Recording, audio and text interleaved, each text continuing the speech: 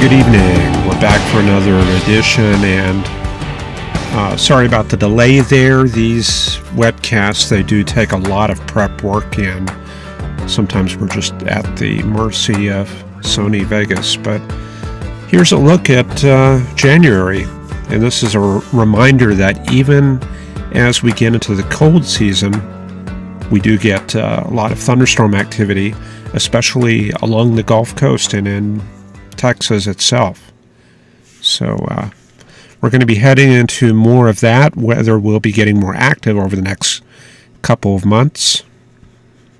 And we can already see that we've got a front pushing cold air south through Oklahoma and Texas. And there's that northerly flow coming into the Abilene, Dallas, Waco, and Oklahoma City area. Lots of IFR ceilings from about Austin all the way up to Amarillo and Tucumcari. And that's partly a result of the upslope flow, especially just above the surface there. The temperatures are on the warm side in Louisiana. We can see 77 to 80 there. But as we go west, much colder, and we see 60-degree air there. So let's bring up the theta, which is the potential temperature. And this will give us some idea of where the cold air is. This is temperature reduced to sea level. So we can see that the bulk of the cold air is pretty much in the Abilene and Wichita Falls area. And even though temperatures are a little bit colder in this area, the potential temperature is higher in that region. So the main thrust of that winter cold air mass is down through central Texas. And then through Nevada, we can see that, or not Nevada, but Colorado. We can see that boundary right there, very strong theta gradient. So in the Intermountain areas around Leadville and Poncho Springs, Aspen, 45 degrees there. And then you go out to the eastern plains and we have overcast and not very cold, but there is a strong easterly or persistent easterly flow there. And there it is right there. So that's definitely a change there. Now you can see that there is some bad data in here. Well, not really bad data, but what's happening is, you see here in Utah, we're getting a report from a mountaintop station, which is feeding some bad data into the analysis. So I'm going to try to eliminate that. And let's see what happened. There should be a... trying to figure out what happened to the quality control window.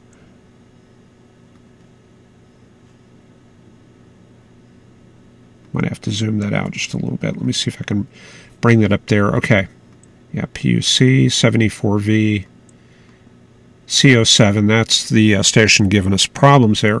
We can actually remove that from the analysis by just deleting that. And when we replot the map, then we'll see that theta problem there disappears. So now we get a little bit more of a representative picture of the weather in that area. So it looks like the cold air maybe wraps around a little bit. Some cool air in the Salt Lake City area. And then looks like we have a little bit of baroclinicity in northern Arizona into southern Utah. So maybe a little bit of a boundary right through here. So these are things that we kind of pick out as we go through the chart. Elsewhere around the U.S., let's take a look. Wow, yeah, there's definitely a front through that area. Virginia and Kentucky and Tennessee, very strong thermal gradient, and that, of course, places the front to the south. So we're going to see that front from the center of North Carolina, something like that, through Chattanooga, down to Birmingham, and down to around Shreveport, and that's probably about where we pick up the front there. You can see we go from 80 to 79 to 77, and then down to 71, and then 60. So this is where the strong temperature drop is through Arkansas. And then further out ahead, let's see. Not much going on in Florida there in terms of frontal activity. Just 82 degrees and a bit of a southeast wind there. Temperature's a little bit cooler in southern Georgia there. And let me just take a look elsewhere. Yeah, there's a new front coming in from the north. And check that out. So we can find even more boundaries. And so the leading edge of that is going to be something like that right there. So that's our new front coming out of the Dakotas and Minnesota. And then we probably find a warm front like that. And look at that, recent thunderstorms at, I think that's Alpena, Michigan. And that's right along that warm front. So getting a little bit of instability in that region. Okay, so we've got a pretty good picture of what's happening across the U.S. already. Let's take a look at the maps. And I'm going to start out here with the synoptic chart. So this is showing the thickness in isobars, and a lot of you are pretty familiar with this. And what we see here is the boundaries are not very evident at the mesoscale across the U.S., and we're really having to rely on that surface chart. If we just went by this, we might assume that, yeah, with the high pressure here in the plains, maybe a front along the Gulf Coast, maybe into Arizona, something like that. We might think maybe a front here. But it's very hard to get an accurate placement. So this is kind of a very good first guess. And then we can refine that using the mesoscale data there. The core of the polar air, that's definitely in the Hudson Bay area, all the way up to Baffin Island, right through here. That's where the cold air is. And then we have this thickness ridge from Alberta up to the Northwest Territories, like that. And then right up the Mackenzie River Delta. So right through there, that's a thermal ridge, warm temperatures, and let's see if we can get a look at that. I'm going to generate a map for that area. So, you know, we should always welcome opportunities to look at weather in other areas. So I'm going to bring this up. Yeah, I think that probably looks good. So we're setting up the chart. We're going to look at northern Canada, and this is data from this hour. And there's the plots. And we can see temperatures there around Yellowknife and down in the southern part of this lake here, 61 degrees, very warm. And we see temperatures in the 40s and 50s through the Yukon there. So that's pretty much jacket weather there through Yukon. And then it looks like in Alaska, things are cooling down. And what we see here is a very strong northwest flow. So things are pretty dynamic there in Alaska. So a very strong push of cold air. We typically don't see cold fronts like that very often. And I would say the leading edge, maybe something like that. So that's pretty interesting. Out ahead of the cold front in Anchorage there, 54. And then you get on the other side of the front, and we're down to 30s and 40s with a very stout northwest wind around Nome and McGrath and up to Barrow. Okay, so let's see. Let me just check real quick the Hudson Bay cold air mass. I want to see how cold that is. So we're going to be able to kind of track the trends and see when the polar air really sets in. So we've got 20s for evening temperatures there in Nunavut, and about the coldest temperature I can find. I think I see 12 up there at Eureka. So temperatures are starting to come down there in the Arctic. Okay, so this is probably a good time to take a look at viewer chat. So I'm going to put up our satellite animation. Got things pretty active there in the Gulf Coast area. Cloudy and a little bit of rain in the Metroplex there from David Moore. And Carl Berghoff is joining us, was sick with a migraine. Sorry to hear that, but sounds like your books came in. So let's see here. Ryan in South Florida talking about the rain there. And sent me some links there. Carl Berghoff mentioning the Packers game. And Ryan mentions that government contractors are leaving there from South Florida heading to Puerto Rico. And I do have some footage. And this is thanks to Michael McEntee from the Uptake. I appreciate the use of this imagery. This is the footage from about 1 or 2 days ago there in Puerto Rico. Ryan says that for the logistics effort inside the island, engineers and mobile command units from DHS and telecom folks are heading out. San Juan Airport running about 30% currently. Air National Guard running flights at San Juan. And it's a logistics nightmare, according to Ryan, outside the capital city, San Juan, from the people that he spoke with. Marines are using landing craft, water vehicles to deliver supplies and engineers around the island from the ocean front. USS Wasp currently running 24/7 flight operations into Puerto Rico. Ospreys and Chinooks bringing things inland. And the supplies are making it in. You just can't get them where they need to go. Things going very slow. So, yeah, that's some positive news there. The Air Force AMC is in the middle country of Puerto Rico. Oh, okay, that's speculation. If ground logistics can't keep things moving. So, yeah, anyway, there's a look at what's happening there. And we'll just kind of get back to the weather here. So fortunately, things have quieted down in the Puerto Rico area, and we can see things are looking very good, very fair weather. So they kind of need that. Maybe a little bit of rain there on the western part of the island, but otherwise good conditions. And the rest of Maria, that's already heading out to sea there. We've seen the recurvature over the past couple of days. And about the only thing that we're dealing with here in the central U.S. is this next system coming from the Four Corners area. And up in Utah, we can see the turning of the upper level winds here.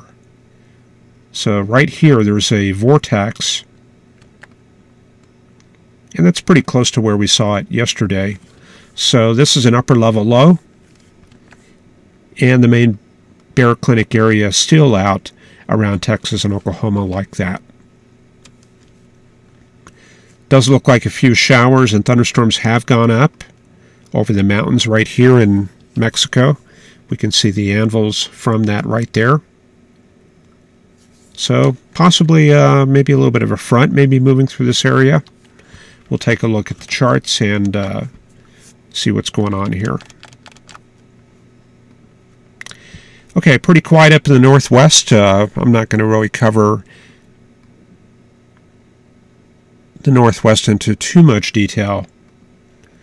We'll just kind of head down to the southwest U.S. and there we see, let's see here. There's the afternoon conditions. We've come up to 83 there at Vegas, 89 at Phoenix, but there is north flow from the Great Basin area there. So a little bit of cool polar air trying to make it south. And then over the next day or two,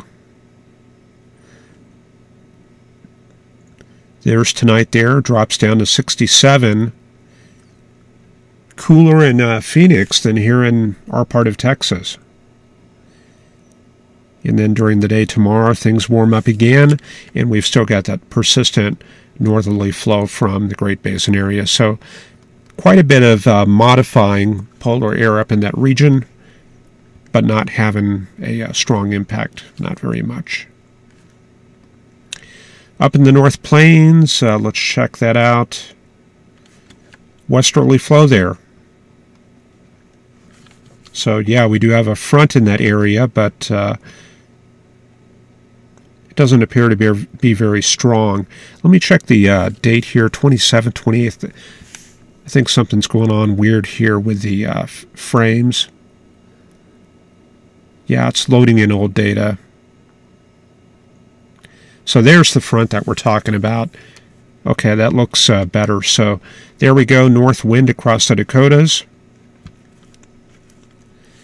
So we're just kind of using the forecast field from yesterday. So there's the cold air coming south.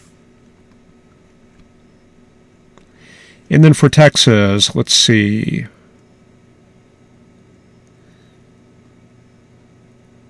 Yeah, that'll be the current conditions right now. So that places the front from northern Louisiana down through about Waco, north of San Antonio, and down to the Del Rio area. And you can see the cooler temperatures there around Abilene, Midland, and Lubbock. And for the northeast U.S., we've probably had that cold front come through. So current conditions looking like this. Should have a pretty good west wind in place there, and we're going to be seeing temperatures right now in the 50s and 60s. And then for Florida and the southeast U.S., this is pretty much going to be the map for that area, and we can see light and variable flow across much of the Gulf Coast area, and then a bit of a north flow in Alabama, Mississippi, and Louisiana there. So a little bit of polar air starting to come down, but just not much of a push there, and that's partly due to the upper level flow, which I'll show you here.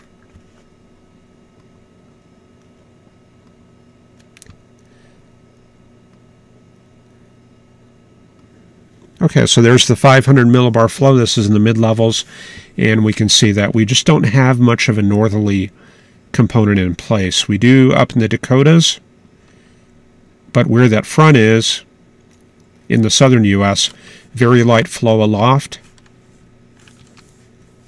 And then at 700 and 850 millibars, just very light flow. And then at 850, we do see a little bit of a north push there, but temperatures still running about 13 to 15 Celsius, very warm there. So, yeah, we did have a chance a few days ago to bring in some very cold polar air, but it's just undergone too much modification. So let's check out the forecast. We'll head into the GFS charts.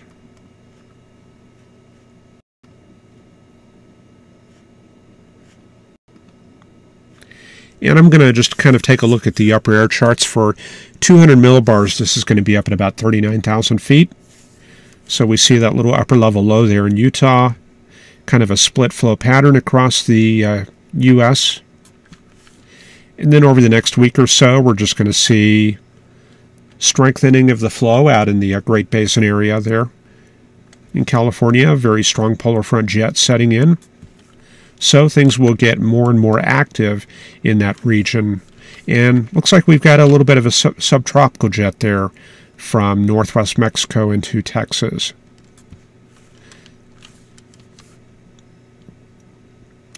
And then towards the middle of next week, wow, pretty strong upper level low right there over Oregon. And then we get this very strong trough in Nevada.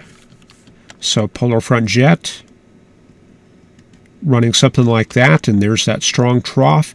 So this is going to mean maybe a chance of maybe some winter weather in the higher elevations of Utah.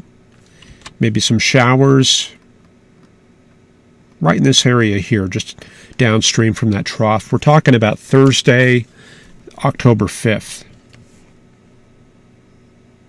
And then we can see that trough. It's kind of a negative tilt trough. Lifts very rapidly to the northeast U.S.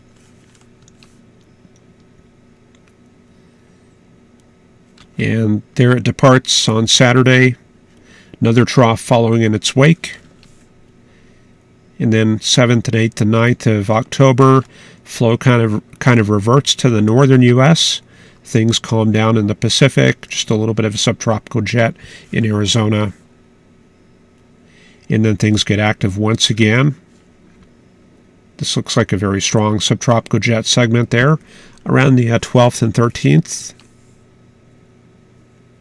Okay, so we're going to have a pretty active pattern. Things changing rapidly from day to day here.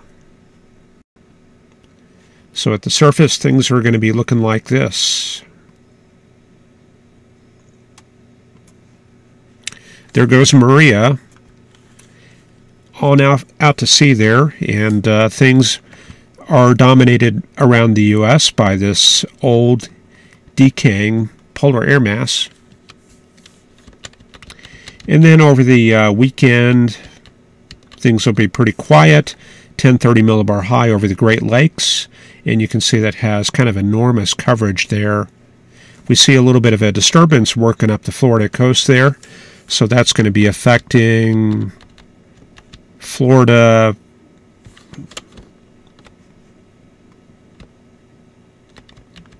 Let's see, we're going to be talking about Saturday and Sunday there, so probably kind of a wet weekend there for Florida. Let me get this fixed here. Hang on a second. Okay, there we go. So there it goes off the Jacksonville coast on Saturday. And then the disturbance gets absorbed into the large high-pressure area, and then we see it working westward as an easterly wave.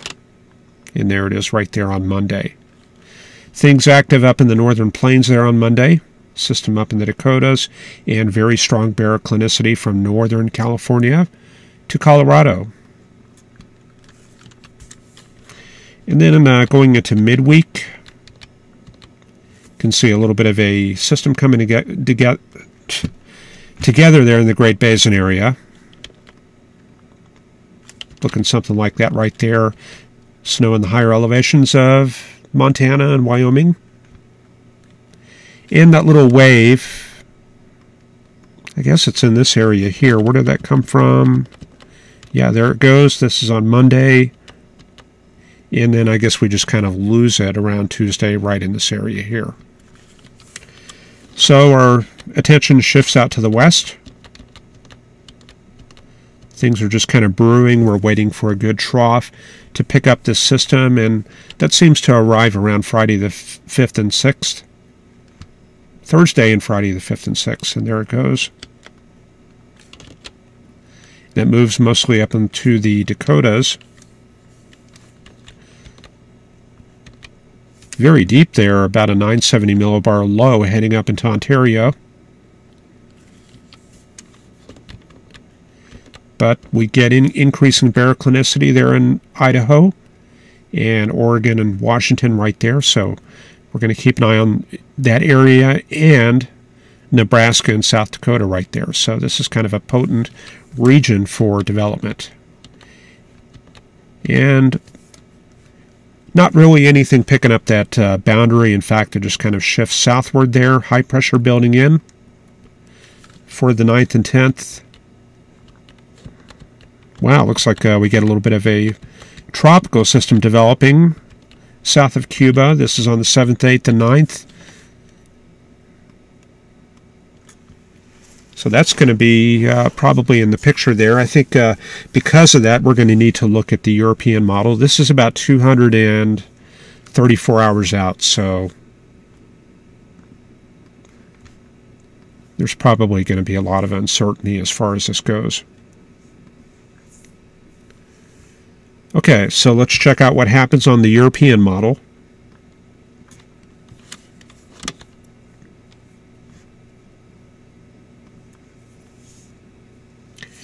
Okay, starting out, there's Maria, disappearing, high pressure just migrating to the east. And then we get our next system around Cuba. Let's see, where is that? Looks like the European model takes it across Cuba and to the northeast across the Bahamas. So, I don't know. What we've seen is the European model has been more accurate. But, we'll just have to kind of keep an eye on this, and if the GFS does verify, then I think we're going to just be looking at maybe a tropical storm, maybe something in that range, because what I'm seeing... Where's my frame here? Hang on a second. Yeah, see, this doesn't look particularly strong there. I will take a look at the NHC forecast and see what they've got there, but that's a long ways out. And then that just works up into the Carolinas and breaks up.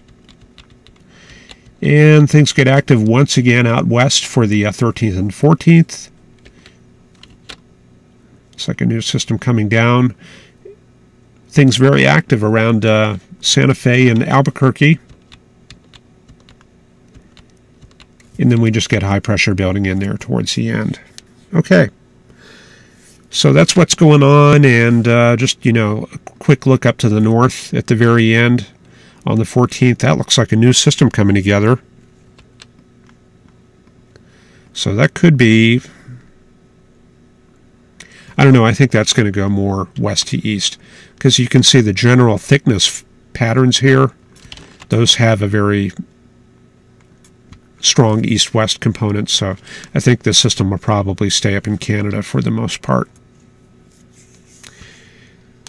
Okay, so that's about all I've got there for tonight, and let me take a look at the chat. Pretty quiet on there.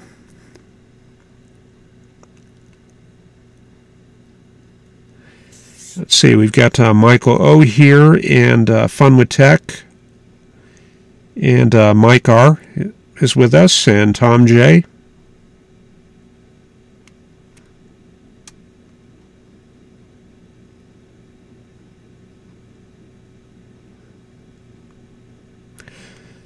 Tree Nelson is here up in central Wyoming, a nice day there. A little discussion in chat about the radar there at San Juan.